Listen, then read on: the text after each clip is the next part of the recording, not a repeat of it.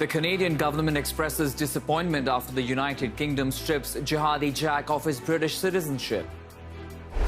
The economy is falling apart on his watch. Democratic presidential candidates on the offensive after Trump claims he's the only one that can keep the U.S. economy strong. And week 11 of pro-democracy demonstrations in Hong Kong. Tens of thousands took to the streets today in the pouring rain. Good afternoon. You're watching CTV News Channel and I'm Akshay Tandon. Our top focus, Public Safety Minister Ralph Goodale's office is commenting on reports that Jihadi Jack has been stripped of his British citizenship. A statement says Canada is disappointed the UK for offloading their responsibilities. It also says the Canadian government is aware of citizens detained in Syria, but it has no legal obligation to facilitate their return. Muslim convert Jack Letts had held dual UK and Canadian citizenship. He was declared an enemy of Britain after travelling to Syria at the age of 18 to join the terror group.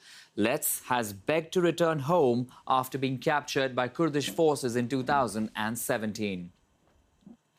Let's bring in Duane Bratt. He is a political science professor at Mont Royal University. He joins us now from Calgary. Hello, Duane. Thanks for joining us.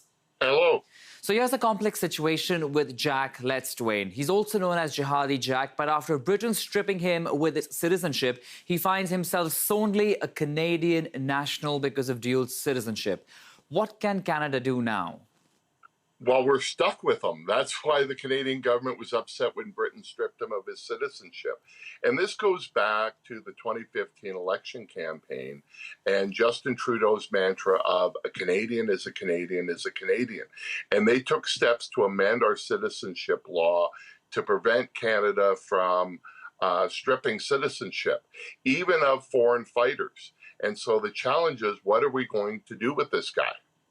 Absolutely. And we already understand in this given point, there is a war of words that's broken out between the UK and Canada, where Canada is saying that we are disappointed with what the UK has done. How far do you see this really play out now?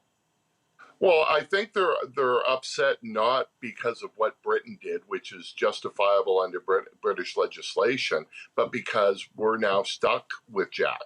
And that's really, we didn't want to be. But now we are. Canada cannot strip him of his citizenship. So do we repatriate him back to Canada? Do we put him in a Canadian jail? Where do we go next? He's not going to be the only one. This issue of Canadians who have fought abroad for terrorist groups, what do we do with them? It's complicated in this situation because of the British angle. That's right. Let's shift our focus now and talk about the other story that has grabbed the headlines over the past few days. It is the SNC-Lavalin affair back in the spotlight. We understand in the next few days there is an emergency ethics committee meeting as well, which is on Wednesday. What are we expecting in that meeting? I think that meeting is to try to get Duane on the record and to ask him questions that go beyond the report. For example, what was it that the Privy Council refused to hand over? Why did this prevent witnesses from speaking? Which witnesses were prevented from speaking? But there's also a partisan angle here where the opposition parties want to keep the report, want to keep the ethics investigation in the limelight, in the spotlight for as long as they can. And I'm wondering now if the Trudeau government is going to supplant this by dropping the writ for the election. We really are in a pre-writ period, right. But they can call an election at any time because it doesn't have to be 28 days. It could be 60 days before October 21st. If they do that, then the committees won't be meeting. Oh, that's interesting. But what if? What if there is a shutdown call by the Liberals in this meeting because we understand they have a majority? Oh, they've tried to do this before.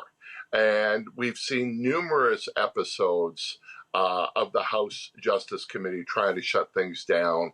But at the same time, we also did hear the testimony of Jody Wilson-Raybould, although it was constrained, and we heard the testimony of Jerry Butts, but although it was constrained. So information did come out in those committee hearings. The question is, will the Liberal majority even allow a hearing to occur and even allow witnesses such as Mario Dion?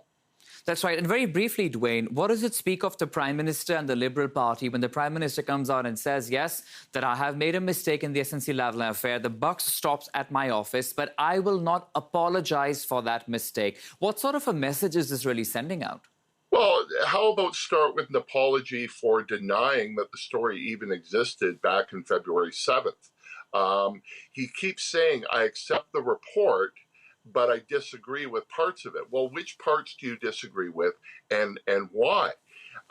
If you say this is all about jobs, show us the economic rationale for how these jobs would be affected. And because we know from the report that the Finance Department never even conducted an economic evaluation of the impact of SNC-Lavalin not being able to bid on government contracts. All right, interesting to see how this plays out in the coming week. Duane Bratt, appreciate you joining us on CTV News Channel. Okay, you're welcome.